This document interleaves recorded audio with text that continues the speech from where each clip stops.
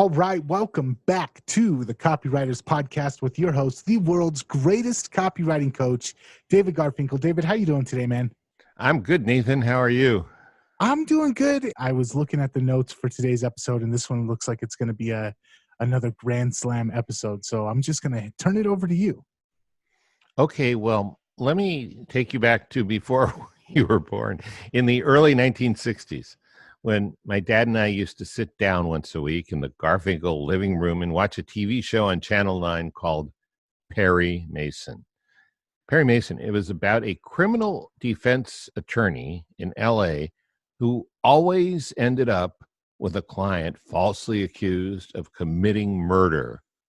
And by the end of each show, Perry Mason would find the real culprit and nail the bad guy in court and get his innocent client set free. It was a pretty cool show. And I always thought I could never be as smart as Perry Mason, and it still might be true. But as we look at the evidence, we have to consider the possibility that members of his team, Della Street and Paul Drake, might have been the brains behind Perry. And the brains behind all of them was a writer named Earl Stanley Gardner. And besides creating the characters on TV, Gardner was, for a time, the world's best-selling author, with more than 300 million books sold. Now, it turns out that the great Scottish copywriter, Colin Joss, gave me a heads up about a very special book called Secrets of the World's Best-Selling Writer, The Storytelling Techniques of Earl Stanley Gardner by Frances L. and Roberta B. Fugate. And we'll have a link to the Amazon page for this book on the Copywriters Podcast website. Frances and Roberta Fugate, the authors, went through cartons of notes that Gardner made throughout his long career. Turns out Gardner may have worked harder than any writer in history, not in writing books, but in developing and refining step-by-step methods to write stories that millions of people would love. I went through their book and I found a few nuggets that not only apply to writing fiction, but are at least as useful in writing copy. And anything that spells out the thinking of someone who sold more than 300 million books is worth listening to. So that's what today's show, Perry Mason Copywriting Secrets, are all about. Now, if Perry Mason were a real lawyer and he were alive today, I'm sure he would not disagree with this very important opening argument. Ladies and gentlemen of the Copywriters Podcast, copy is powerful. You're responsible for how you use what you hear in this podcast. Most of the time, common sense is all you need. But if you make extreme claims, and or if you're writing copy for offers in highly regulated industries like health and finance and business opportunity, you may want to get a legal review. That's the part Perry would like, a legal review after you write and before you start using your copy. My larger clients do this all the time. So Nathan, let me tell you about Gardner's history. He and I have one thing almost in common. He got kicked out of college after just 1 month. I didn't get kicked out, but I just hit the road after 3 weeks. I went back. He didn't. He moved from Indiana, where he was going to school at Valparaiso University, to California. And here in California, I don't know if this is true anywhere else, but in California, you can become a lawyer, a member of the bar, without going to college or law school if you pass the bar exam. And he did that. And 2 years later, he was admitted to the California bar. He practiced law for 12 years, but he started freelancing as his third year as a lawyer. And as a freelancer, he had some pretty sharp business sense. One time, someone asked why his heroes would always finish off the bad guy with the last bullet in their guns. And he said, at 3 cents a word, every time I say bang in the story, I get 3 cents. And you think I'm going to finish the gun battle while my hero still has 15 cents worth of unexploded ammunition in his gun? you're nuts. Cool, huh? So Gardner struggled a long time to figure out how to get it right, and he took some abuse along the way, and we'll talk about that a little later on. He was never a literary writer. If there's anyone here who has a master's or a PhD in English here, I mean, listening to this podcast, they're going to wish we never talked about Earl Stanley Gardner. Critics didn't love him, and some of his editors weren't too sure about him, but his readers did. They loved what he did. He kept meticulous notes on how to make writing work in the marketplace. And we're going to go over a few of his most important discoveries today, because they'll really help copywriters too, as you shall soon see.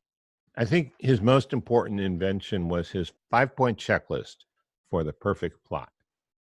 Work on every plot until you have 1, an opening incident, an unusual opening incident. 2, complete character conflicts. 3, some emotional appeal. 4, some unusual slant of characters and situations.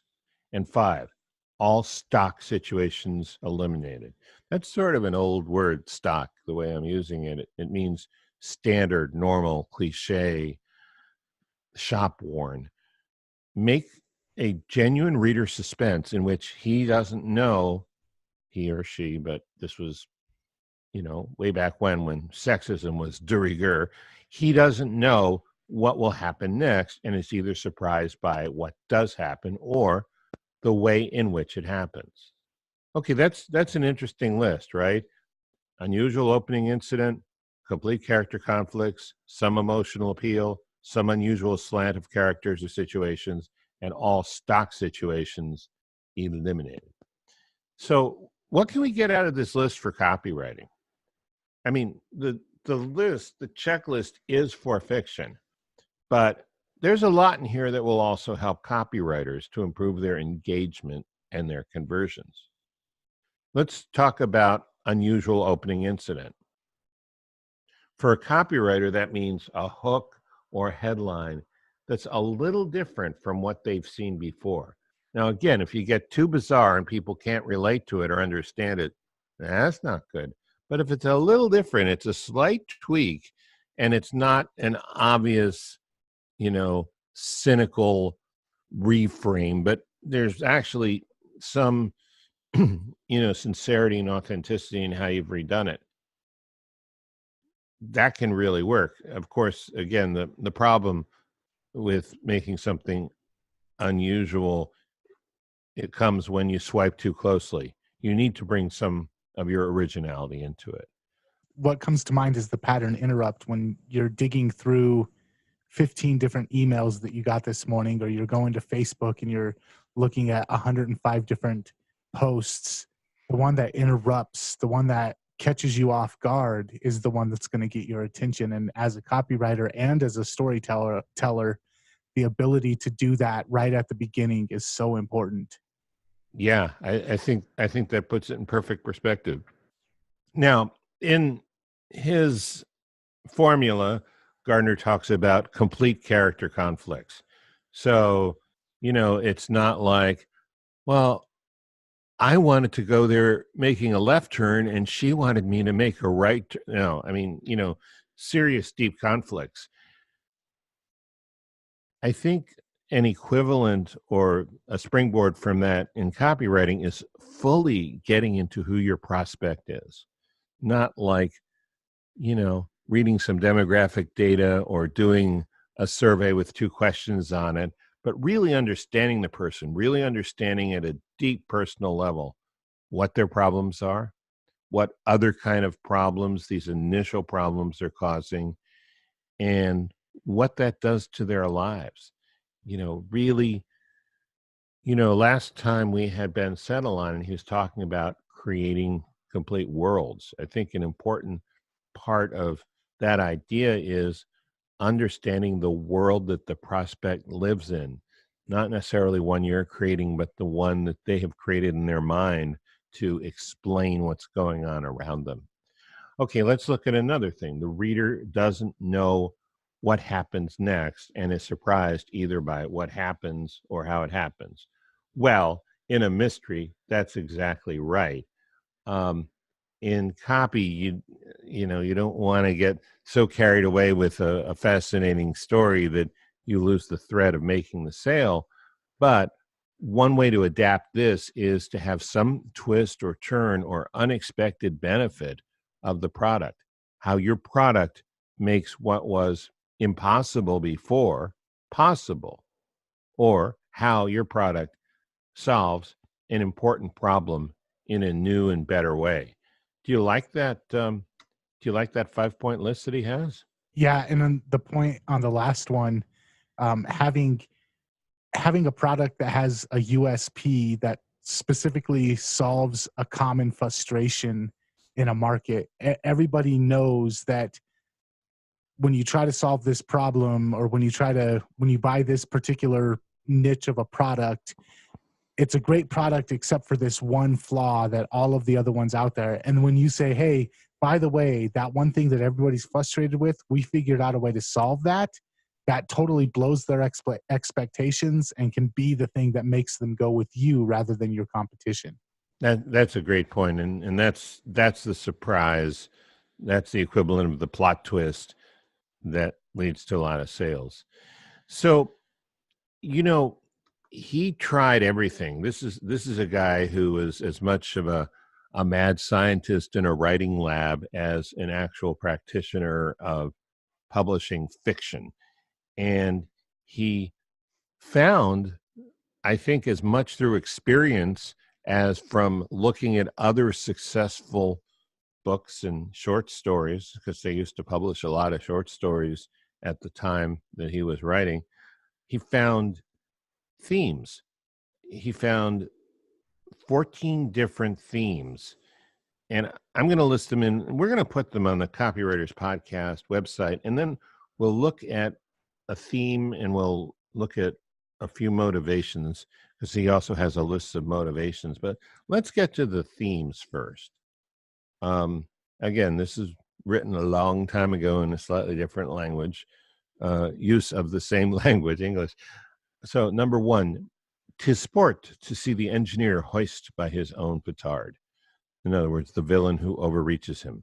2, man in position of power abusing that power and tripped up.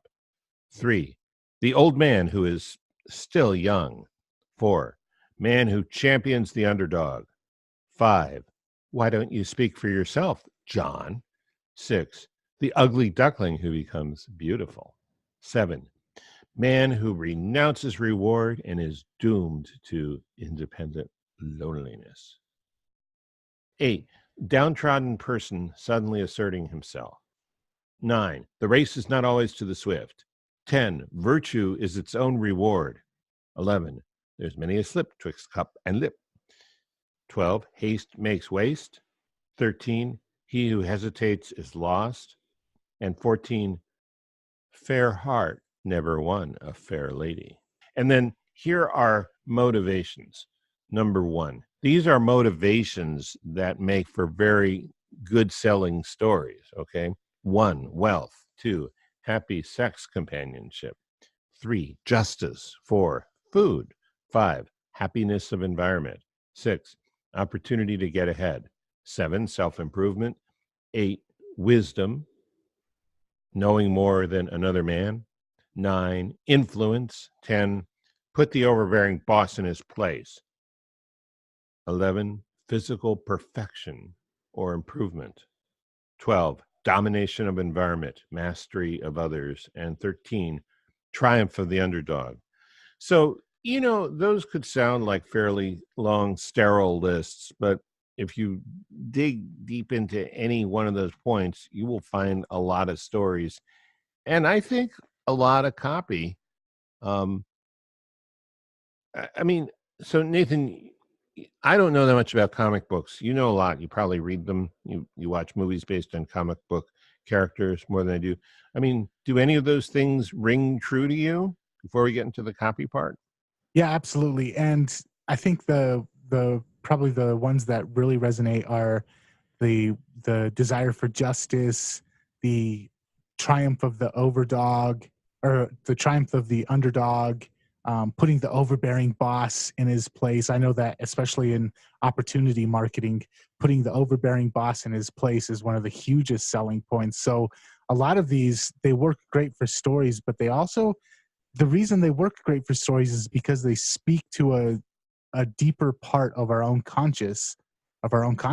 And that is also what we want to do when we're trying to connect with people in our sales copy. Yeah, I agree. That's why I pulled them out of the book. I thought, okay, maybe it's not 100% overlap, but it's pretty close. And a lot of people don't think that way. They usually don't teach this in school or on Madison Avenue. Now, they probably do teach this in Baltimore, right? I'm talking about Agora and all their trainings. But for a lot of people who haven't had that opportunity, I thought this would be a good short course. Let's look at what you said, or let's go a little deeper on what you said about justice and overbearing boss and underdog guy and stuff. So for story theme number 4, the man who champions the underdog. Boy, I mean, there are so many examples of that. Think about Joe Carbo's classic ad, The Lazy Man's Way to Riches, where, he used to be under the wheel, working for the man, deeply in debt, and then he turned it around, and he wants to show you how to do the same thing. So that's sort of at the popular consumer B2B level or business opportunity level. In the financial space, I've seen some very successful letters from financial publishers where the guru is an ex-Wall Street superstar, and he's had it with the bigwigs, and he wants to help the ordinary investor get a good return. So, and I'm not saying it's a good idea. I'm saying that works. People make a lot of sales that way for exactly the reason you mentioned. All of these themes are rumbling around in our unconscious mind, and unconscious means we don't know about them, right? But we resonate with them when we hear them. So let's talk about motivations. Motivation number 6, the opportunity to get ahead. Well, it's pretty obvious that a business opportunity offer is exactly that. Now, whether or not it works is a whole nother question. Some do, some don't. But that just ties right in. Motivation number 11, physical perfection or improvement. Well, what's bodybuilding about if that's not what it's about, right? So, and, there's a whole niche of bodybuilding info products, and there's a whole subset of supplements that are specifically there for bodybuilding. Well, there's also something that ties all of this together, and comic books, The Insult That Made a Man Out of Mac, that old, it was a piece of sales copy that was disguised to look like a comic book strip about the kid that got beat up at the beach by the bully and ended up taking self-defense classes or bodybuilding so that he could get better and reach that physical perfection. So all of these really, they kind of tie together. Yeah, I mean, I think one of the reasons, and we're going to get into this next, actually, no, what we're going to get into is how Earl Stanley Gardner, even though he wasn't educated in college, he was still educated as a lawyer. He had to pass the bar, and he had to live in that, high abstraction world of the law.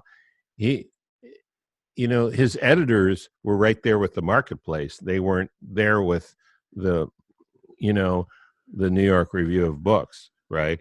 And so they had to tamp him down to ground level and say, hey, really, cut the morality seminar in your stories. Let's get down to real life.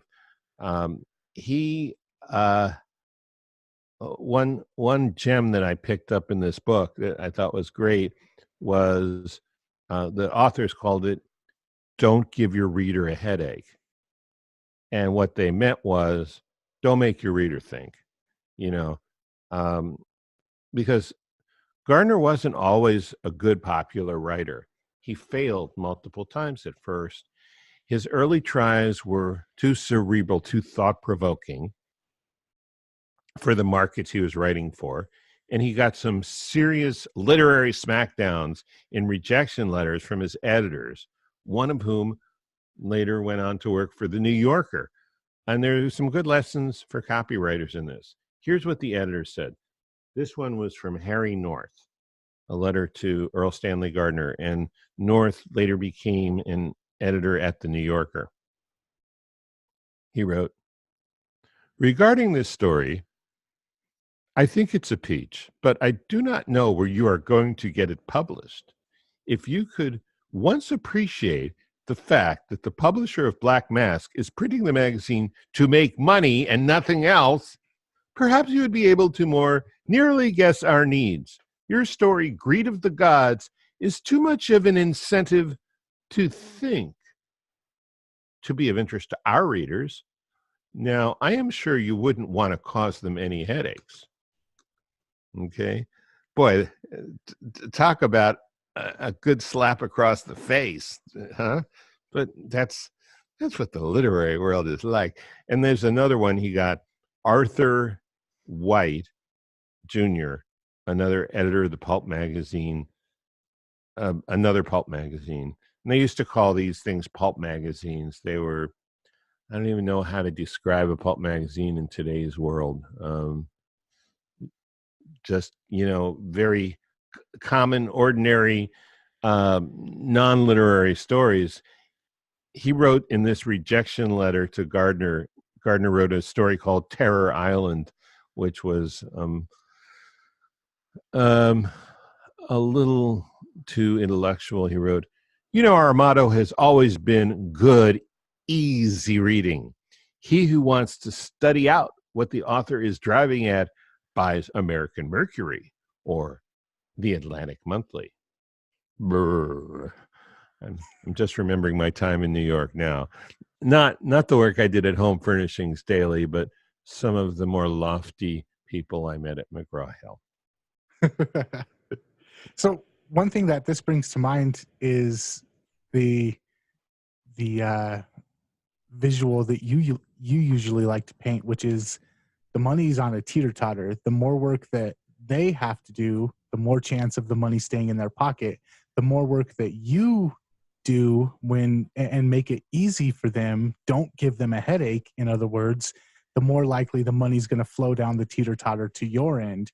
So a lot of times as copywriters, especially newbie copywriters, we want to show off our incredible vernacular, and we want to show them all the hoity-toity words we know. And as an experienced copywriter, short sentences, single idea sentences, single idea paragraphs, and cut out all the $10 words. And these are things that a lot of writers, both fiction and copywriters, it takes them a while to learn.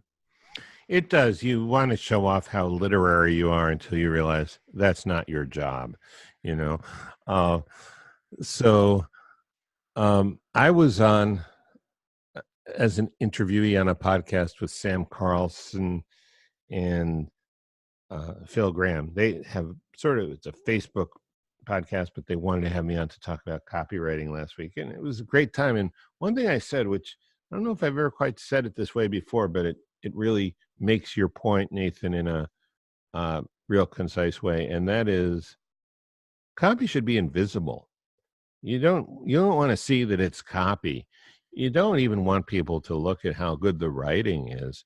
You want people to just get into it and not realize that they're reading, but get totally transported into the message, and I think ultimately into the imaginary experience of having the product, so that when they finish the letter, if they don't buy it, that's the biggest takeaway at all. That their dream of whatever it is,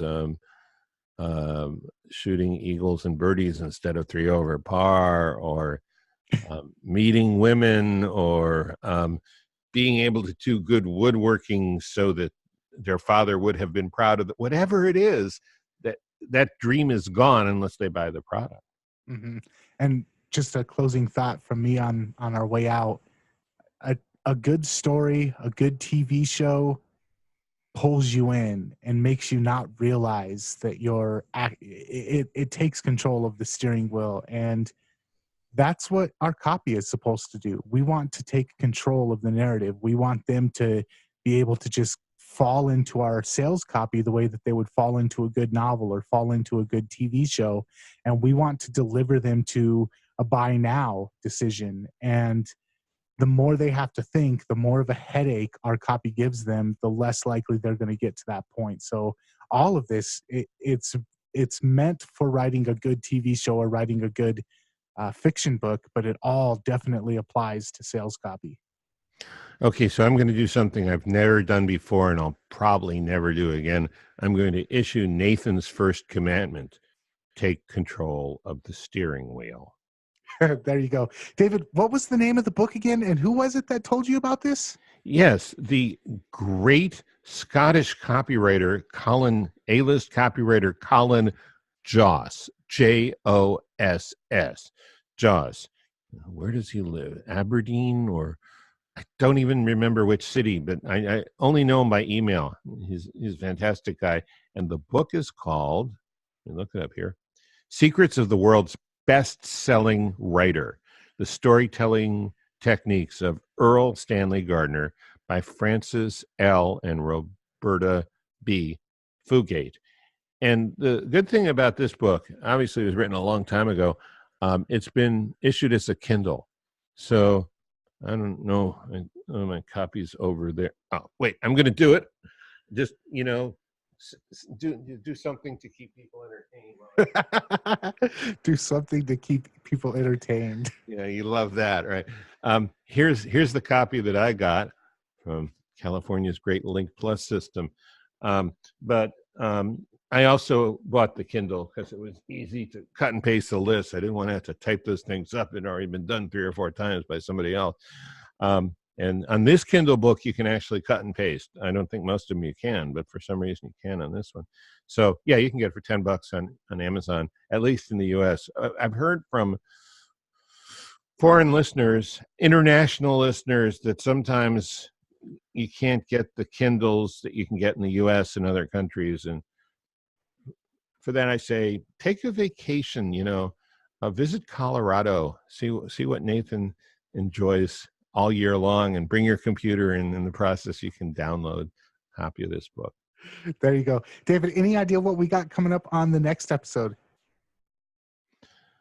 I don't, but we may have a very special guest. I need to reach back and touch base with him. He's offered to come on at any time, but schedules being what they are, can't. So I guess I'll have to say it the way Earl Stanley Gardner would have said it. The case of the mysterious next episode. Nice. All right. Well, until then, make sure that you're getting your Copywriters podcast fix over at copywriterspodcast.com, and we'll catch you later. See you later.